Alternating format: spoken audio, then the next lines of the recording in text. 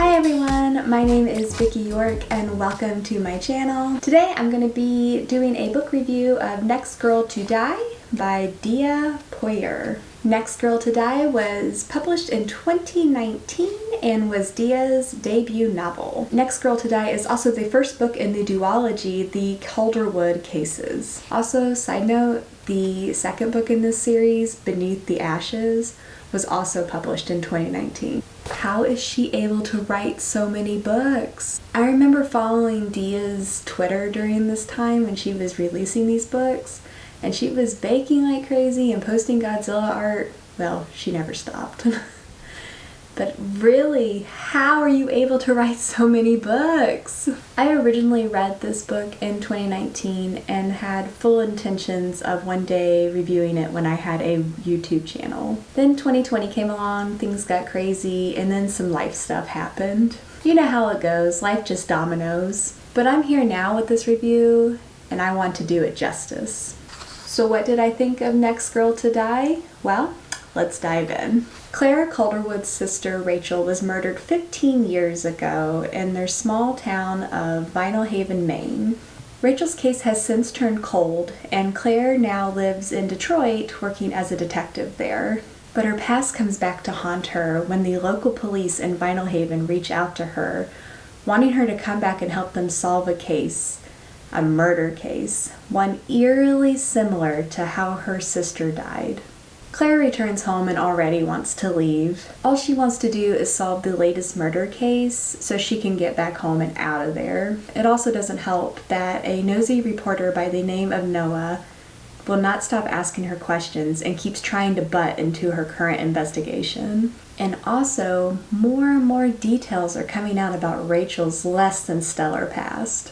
When another girl dies, Claire knows that she might possibly have a serial killer on her hands, and that killer has now set his sights on her. So I don't know about you, but when I originally heard the premise for this book, I was very intrigued. A cold case? More murders possibly related? Sounds like drama, and I am here for it. I'm a mood reader, and I had read so much fantasy prior to this, and I really needed a breather. This book was practically screaming at me, hey, you want some murder and some dark skeletons in the closet? What are you waiting for? Exactly. What was I waiting for? And then the opening line made me realize I had made the right choice. At some point, as you get older, you stop counting things. How many times you've been on an airplane, driven across the country, or solved a murder? No matter how many murders I solve, it won't fix me.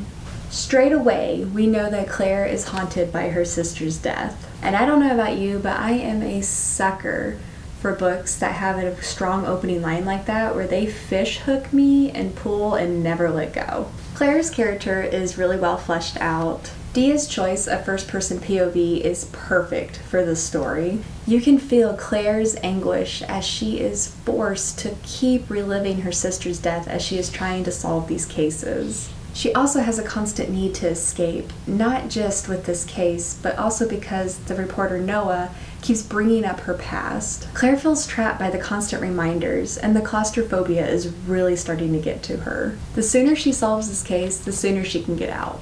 Also, not to throw out any spoilers for this book, but can we talk about the mom, please? Ma'am. The moment she was introduced, I knew she was going to be a fun one. Total sarcasm.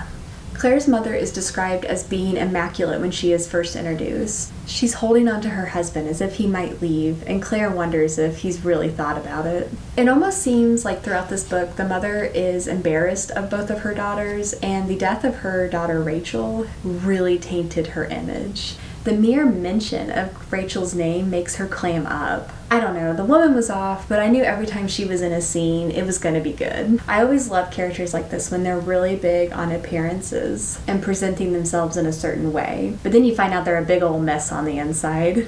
And Noah. At first, this journalist got under my skin, probably just as much as he did Claire's. But the more we learn about him, the more I kept thinking, okay, now kiss.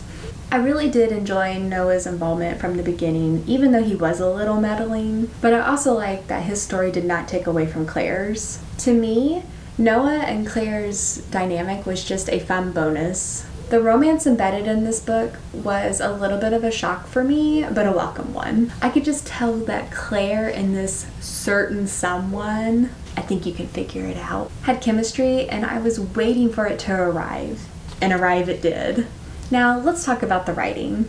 To me, a good book is a story that is immersive, and I have a feverish need to keep turning the page so that I know what happens next. And Dea delivered. The story was fast-paced, and each chapter had a twist and a turn. With each step closer to finding out who the killer is, Dea has a way of making you question if someone is a red herring or if they really did do it. I had so many theories throughout this book, and Dea had a way of making me question every theory. Now that's some great fiction writing. Dea also does a really good job of writing suspenseful, conflict-filled scenes. It's also very apparent that Dea took a lot of time to write out the backstory for Vinyl Haven, and it really comes to life with the characters that live there. Everyone has a dark side and puts on a front. The interviews that Claire conducts with the townspeople felt very real. And it's apparent that a lot of research was done here as well to make that possible. Dea also does really well with giving us a lot of insight into Claire's emotions and inner turmoil, especially as the death toll rises. She puts up a front because, of course, she's a detective. But there were a few times where even I found myself getting emotional with Claire as she was forced to relive her sister's death over and over again. And okay, the ending. The ending.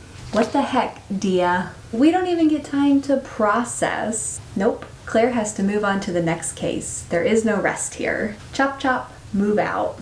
I highly recommend Next Girl to Die if you like suspenseful psychological thrillers, especially those set in a small town. And not just any small town, but one set on a literal island. And also if you like to read mysteries through the eyes of the detective, which these are usually my favorite too, just because I like getting a behind the scenes look of an investigation. Next Girl to Die gets 5 big stars from me. Next Girl to Die is available wherever you like to buy books and is also available through Amazon's Kindle Unlimited. And if you don't already, I hope that you will follow Dea Poirier on all of her social media platforms. She is delightful, especially if you want to see all the delicious things that she bakes. I've linked all of her social media pages down in the description below. I promise you will not be disappointed. Thank you so much for hanging out with me today. I hope that you will give Next Girl to Die by Dea Poirier a read and enjoy it as much as I did. I will be giving the second book in the Calderwood Cases Beneath the Ashes a review as well, so don't you worry, that will be coming soon. And if you enjoyed this video, I hope that you will give it a thumbs up. And if you enjoy videos about writing and books, then I hope that you will subscribe to my channel. I upload new videos every Monday. See you in the next one. Bye!